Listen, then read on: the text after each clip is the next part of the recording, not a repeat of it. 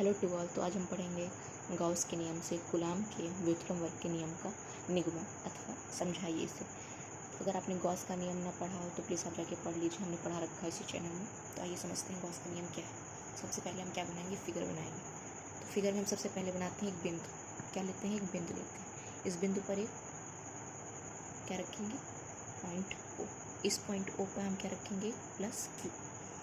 अब हम इस बिंदु ओ से आर दूरी, ये हमारी आर दूरी, एक हम बिंदु लेंगे जिसका नाम है पी। इस बिंदु पी पर ही हमें विद्युत क्षेत्र की तीव्रता ज्ञात करनी रहती है। तो चलिए हम एक विद्युत क्षेत्र की तीव्रता बना लेते हैं। विद्युत क्षेत्र की तीव्रता को किससे प्रदर्शित करते हैं, ई से। तो हम यहाँ पे ई रख दिए। अब देखिए पुनः समझिए, हमने क्या बोला, बिंदु ओ पर प्लस क्यू आवेश स्थित है। बिंदु ओ से आर दूरी पर एक बिंदु पी है। बिंदु पी पर ही हमें विद्युत क्षेत्र की तीव्रता ज्ञात करनी रहती है। तो चलिए ओ को केंद्र मानकर हमने आर त्रिज्या की चाप ली है। ये देखिए हमारा ओ क्या है, केंद्र है, और हमने आर त्रिज्या की चाप ले ली। ये आ रही है ना, आर त्रिज्या की हमने चाप ले ली और एक गोला बना दिया। देखिए क्या बना दिया, एक गोला। थोड़ा सा इसको सही कर लीजिएगा, ये गोला थोड़ा करेक्ट हो जाए। तो क्या बनाया हमने, माना बिंदु ओ को केंद्र मानकर आर त्रिज्या की चाप लेकर एक गोला बनाया जो गाउसियन पृष्ठ की भांति व्यवहार करता है। आपने गॉस में भी ऐसे ही फिगर देखा होगा कि हमने एक गोला बनाया था और एक वो कैसा था, बंद पृष्ठ था। वो मतलब चारों तरफ से बंद था। ऐसे भी चारों तरफ से बंद है। तो ये देखिए गॉस की तरह लग रहा है आपको। तो हमने वही बोला कि ये किसकी तरह व्यवहार कर रहा है, गाउसियन पृष्ठ की भांति। जो हमने फिगर में बनाया वैसे हम लैंग्वेज में लिख देते हैं। तो चलिए लिखते हैं। क्या हम लिखेंगे, लिखिए, माना बिंदु ओ पर प्लस क्यू आवेश स्थित है। प्लस क्यू आवेश स्थित है। देखिए फिगर आप देखते जाइए, वैसी लैंग्वेज हमें लिखनी है। तथा बिंदु ओ से आर दूरी पर, बिंदु ओ से आर दूरी पर एक बिंदु हमने लिया पी। एक बिंदु क्या है, पी। तो हमने लिखा। फिर हमने दूसरे बार क्या किया, ओ को केंद्र माना। तो लिखिए यहाँ से, ओ को केंद्र मानकर आर त्रिज्या की चाप लेकर, ओ को केंद्र मानकर आर त्रिज्या की चाप लेकर एक क्या किया, गोला बनाया जो किसकी तरह व्यवहार कर रहा है, गॉस की तरह। जो एक गोला बनाया जो गाउसियन या गॉस आप इसे कह सकते हैं, जो गाउसियन पृष्ठ की भांति व्यवहार करता है, की भांति व्यवहार करता है। तो हमने क्या लिखा, देखिए समझिए हमने क्या बताया। माना बिंदु ओ पर प्लस क्यू आवेश स्थित है। ये देखिए स्थित है। बिंदु ओ से आर दूरी पर हमने क्या लिया, एक बिंदु लिया। इस बिंदु पर हमें क्या ज्ञात करनी रहती है, विद्युत क्षेत्र की तीव्रता ज्ञात करनी है। तो आप इतना लिखिए, माना बिंदु ओ पर प्लस क्यू आवेश स्थित है। बिंदु ओ से आर दूरी पर हमने एक बिंदु पी लिया। फिर ओ को हमने केंद्र माना और आर त्रिज्या की एक चाप ली और एक गोला बनाया जो किसकी तरह व्यवहार कर रहा है, गाउसियन पृष्ठ की भांति व्यवहार कर रहा है। अब चलिए आगे लिखिए। आगे हम क्या लिखेंगे, गोले के पृष्ठ से गुजरने वाला संपूर्ण विद्युत फ्लक्स। गोले के पृष्ठ से गुजरने वाला क्या लेंगे, संपूर्ण, गोले के पृष्ठ से गुजरने वाला संपूर्ण विद्युत फ्लक्स। क्या लेंगे, विद्युत फ्लक्स। विद्युत फ्लक्स को किससे प्रदर्शित करते हैं, फाई से। चूंकि हम विद्युत क्षेत्र की तीव्रता ई है तो हम क्या लिख देंगे, विद्युत फ्लक्स फाई ई बराबर क्या हो जाएगा आपका, E D S cos theta. किसका फार्मूला है, विद्युत फ्लक्स का। ये किसका फार्मूला है, पूरा विद्युत फ्लक्स। तो हमने लिख दिया फाई बराबर क्या, E D S cos theta. अब देखिए एक पॉइंट और हम लिखेंगे यहाँ पे, फाई बराबर क्या कर देंगे, ई 4 पाई आर स्क्वायर। अब देखिए ये वाली लाइन कहाँ से आई, 4 पाई आर स्क्वायर। तो यहाँ पे लिख दीजिए, क्या लिखेंगे, ब्रैकेट बना के लिख दीजिए, डी एस कॉस थीटा बराबर होता है गोले के पृष्ठ का क्षेत्रफल। ये किसके बराबर है, ये आपका डी एस कॉस थीटा। आपने यहाँ क्या बताने की कोशिश की है, जो हमारा डी एस कॉस थीटा है वो किसके बराबर है, गोले के पृष्ठ के क्षेत्रफल के। और आपने पढ़ा होगा गोले के पृष्ठ का क्षेत्रफल का फार्मूला क्या होता है, 4πr²। और अर्धगोले क्या होता है 2πr। जबकि ये संपूर्ण गोला है, अर्ध तो है नहीं, अर्ध का मतलब आधा, ये कितना है, पूरा गोला है, पूरा सर्कल है। तो गोले के पृष्ठ का क्षेत्रफल क्या हो जाएगा आपका 4πr²। तो हमने लिख दिया है वही, ये डी एस के जहाँ पर हमने क्या रख दिया 4πr², क्योंकि यहाँ पे हमने बता दिया है कि डी एस कॉस थीटा क्या होता है, गोले के पृष्ठ का क्षेत्रफल। इतना आपको समझ में आया। चलिए आगे लिखिए। किंतु गॉस प्रमेय से, आपका गॉस प्रमेय क्या कहता है, आपने पढ़ा होगा गॉस प्रमेय से, ना पढ़ा हो तो आप प्लीज़ जाके पढ़ सकते हैं, चैनल हमने पढ़ा रखा है। किंतु गॉस प्रमेय से फाई बराबर क्या होता है, Q/ε0। यही आपका आया था गॉस प्रमेय का, यही आपने सिद्ध किया था गॉस प्रमेय, फाई बराबर Q/ε0। इसको आप इक्वेशन सेकंड बनाया तो इसको आप इक्वेशन फर्स्ट बना दीजिए। ये आपका क्या इक्वेशन फर्स्ट, ये आपका क्या इक्वेशन सेकंड।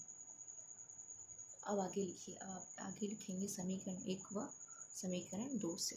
समझिए समीकरण 1 व समीकरण 2 से। देखिए फाई इधर भी फाई इधर भी, मतलब कि LHS जब बराबर होते हैं तो RHS भी ऑलरेडी बराबर हो जाएंगे। देखिए इन दोनों के LHS बराबर हैं, I mean left hand side, तो इनके राइट हैंड साइड भी बराबर हो जाएंगे। हम क्या लिख देंगे, E4πr² बराबर क्या लिख देंगे, Q/ε0। मतलब इसके बराबर ये, जब ये इसके बराबर तो ये इसके बराबर Q/ε0। इतना आपको समझ में आया।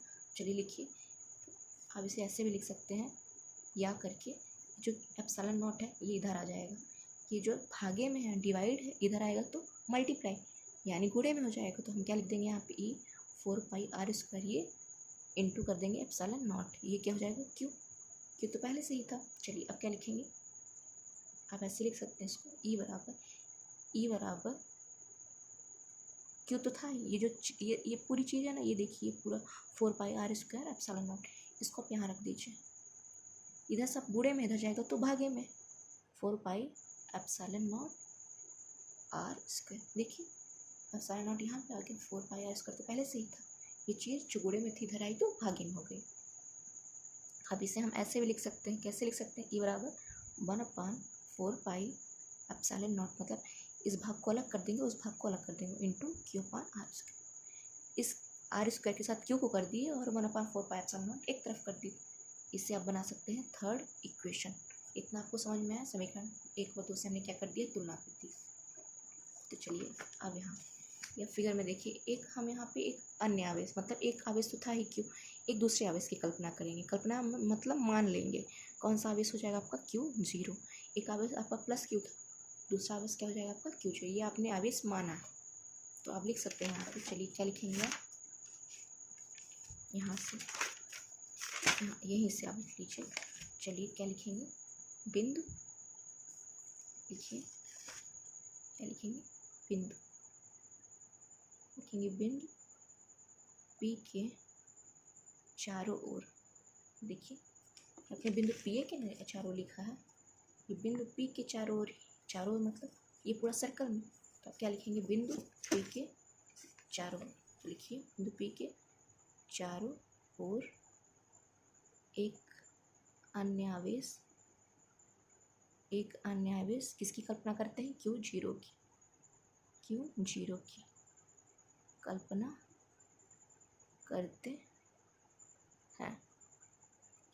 करते हैं। तो क्या लिखेंगे, तब इस पर लगने वाला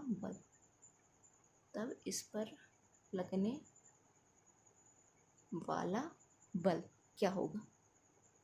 बल को आप किससे प्रदर्शित करते हैं, बताइए, बल को आप किससे प्रदर्शित करते हैं, F से प्रदर्शित करते हैं। तो यहाँ पे आप लिख सकते हैं F बराबर क्या हो जाएगा आपका Q0 इंटू 1/4πε0 Q/r²। अभी वाली लाइन समझिए कहाँ से आई। देखिए हमने क्या बोला कि बिंदु P के चारों ओर एक अन्य आवेश Q0 की हम क्या करेंगे, कल्पना, अर्थात हम मान लेंगे, तब इस पर लगने वाला बल।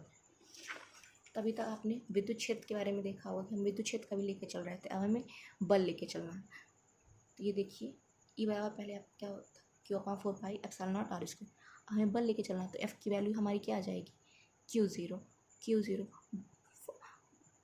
तो क्या लिख देंगे हम Q0, आवेश तो हमने कल्पना कर दी Q0 की, तो इस पर लगने वाला बल, तो इस ई की जगह पर आपका क्या हो जाएगा F, इस ई की जगह पर आपका क्या हो जाएगा F और Q0, और ये जो चीज़ है, ये जो हमारा आया है वैल्यू 1/4πε0 इंटू Q/r², ये जैसा था वैसे ही हम लिख देंगे। तो हमने यहाँ पे लिख दिया, देखिए F बराबर हमने क्या कर दिया Q0 इंटू 1/4πε0 इंटू Q/r²। तो आप इसे ऐसे ही लिख सकते हैं, F बराबर 1/4πε0, ये Q था ही, इस Q को भी इसके साथ ला दीजिए, Q0 या Q0r²। यही आपका क्या था, कूलाम के व्युत्क्रम वर्ग का नियम। तो आप लिख दीजिए यही अभिष्ट व्यंजक है, यही अभिष्ट क्या है आपका व्यंजक है।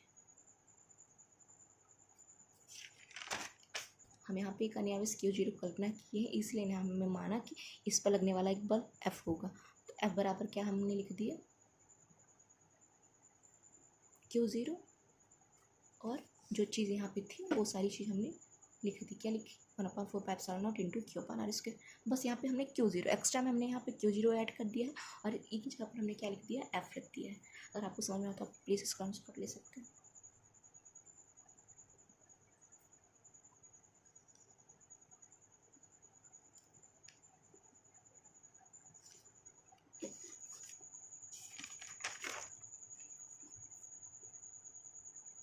Thank you for watching. अगर आपको पसंद आया तो please like share and subscribe. Thank you.